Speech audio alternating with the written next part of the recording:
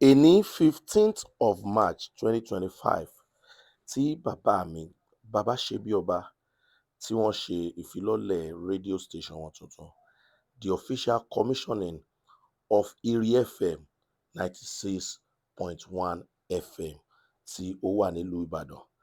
Àwọn èèyàn jàǹkànjàǹkàn ni wọ́n kóra wọn jọ níbí lọ́jọ́ tòní. Tọ̀mdọ́là wà ń bẹ̀, Sànjé wà ń bẹ̀, Blessing bàbá èṣù wà ń bẹ̀, Bòròró wà ń bẹ̀, Àwo náà ò gbẹ̀yìn. Gbogbo wa la péjú pésẹ̀ síbẹ̀. Tí ẹ bá wojú agbo dáadáa, ẹ máa rí bàbá Kọ́lá Olótù náà wà ń bẹ̀. Àwọn èèyàn jàǹkànjàǹkàn. Àmọ́ à ń dúró de kábíyèsí aláyélúwà Ọọ̀ni of Ifẹ̀.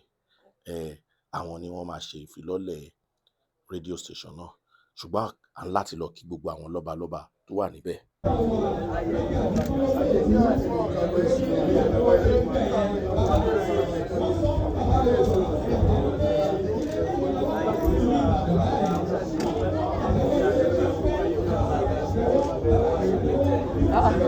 Bororo, when my best, I go enter you, Allah. No be afford I go enter, now you are go enter.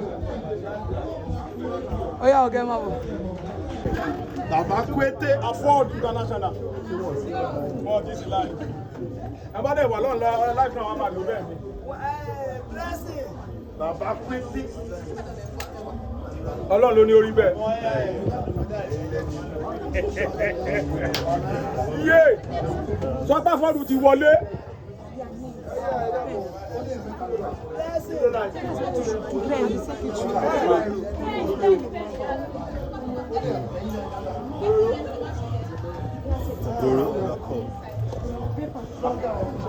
Ìrì 96 days tó lè fẹ̀. Ilé kún o, ilé agbára kún o. Bàbá Kwete ó lé góòlù lẹ́gbọ̀n. Wọ́n lé àfọ́ọ̀dún bẹ́ẹ̀ bí lónìí o. Wọ́n lé àfọ́ọ̀dún bẹ́ẹ̀ bí ó ń tíátà òṣèré ọ̀ràwọ̀ mẹ́ẹ̀ẹ́dínlógún. Ẹlẹ́mọ̀.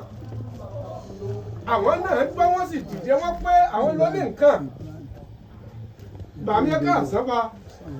Ẹ máa ká sọ. Àgọ́ ọjọ́ méjì mẹ́ta. Ọjọ́ kan pẹ̀lú. Mo mọ̀ yín lónìí inú mi dùn sí i.